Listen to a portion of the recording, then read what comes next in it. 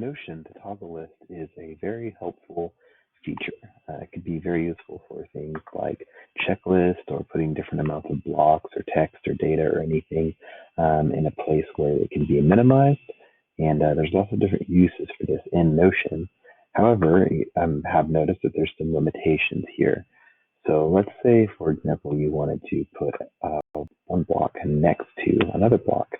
Well, in a toggle list, you can't actually do that. When you try to do it, it actually just puts the block next to the toggle list itself.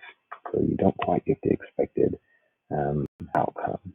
And so an example would be like, let's say you have several columns of information that you might want to put in a toggle list.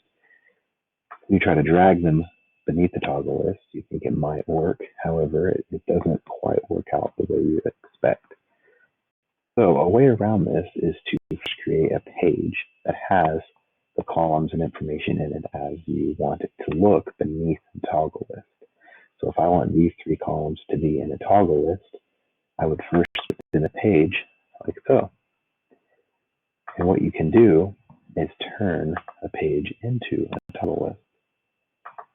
When you do that, everything that was in that page before is now below inside the toggle list.